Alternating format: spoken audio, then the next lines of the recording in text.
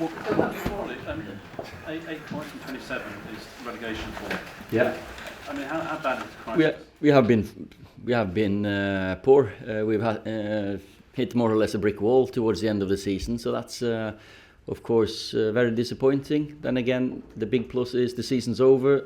Put a big line over it at the moment and look forward, because we know we are too far behind where we want to be. That's the 98 and 97 points. That's exceptional. The two teams, we're 5 or 6 points behind third, fourth, fifth. So that's realistically who we need to challenge for next year. And they've been going through a tough period. The players, good players who've towards the end of the season, as I said, fatigued mentally, physically.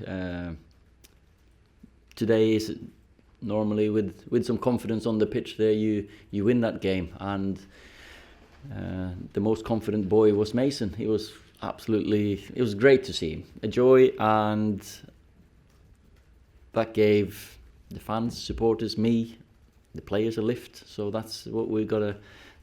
Probably that and Scott McTominay were the only two big pluses. Do you think Ollie, Ed Woodward and the Glazers recognise just how big a job you have got on your hands and how definitely much time it's going to take? Oh yeah, I've had loads of conversations, and they've been upfront and honest, and we know where we are, we know where we're at, and it's too far behind where we want to be, and it just towards the end of the season makes it clearer. When I came in round about Christmas and we had that great run of form, sometimes that's human nature. You're confident, maybe overconfident, and we pipped games into our favour, won games. We played some great football at times as well, and towards the end now we've seen that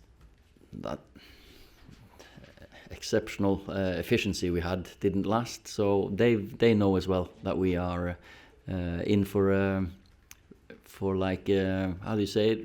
It's a rebuild.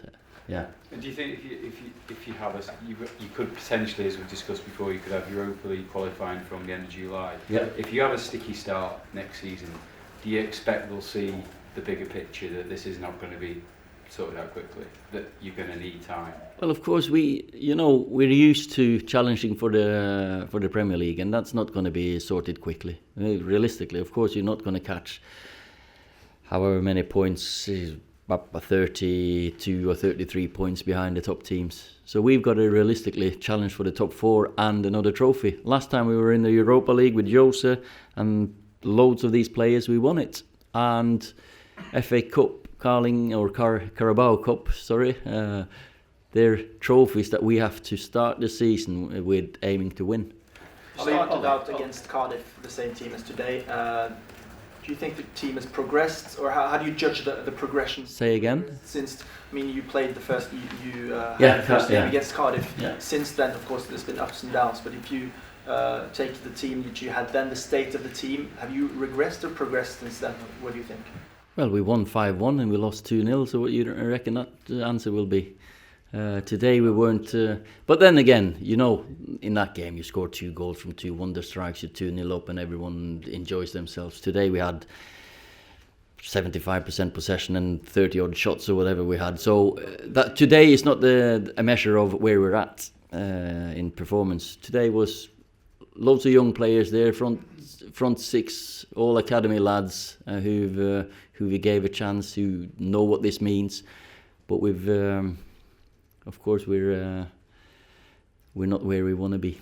Have you been waiting for this moment the last few months? You say about drawing the line under the season and starting to build for what's ahead. Not at all, because we were in with a shout, but the last 2 games, of course, we've let ourselves down performance-wise. We should have won against 2 relegated teams, of course. That's another reality check for everyone, that this league is a tough one no matter who you play, and it's a long season, and it's been towards the end, as I said, we've performed under par. We had a very good period halfway through the season, and then towards the end we've dropped off. Ollie, given the great run you had at the start. Yeah. Are you surprised how much you've fallen off, or you know, or is it a shock because you have No. kind of No, it's not a shock. right? Okay, why? Because the dynamics of football, it's margins, it's confidence, it's lack of confidence, it's habits, it's coming in every day, doing the right things. It's a long season. We, towards the end,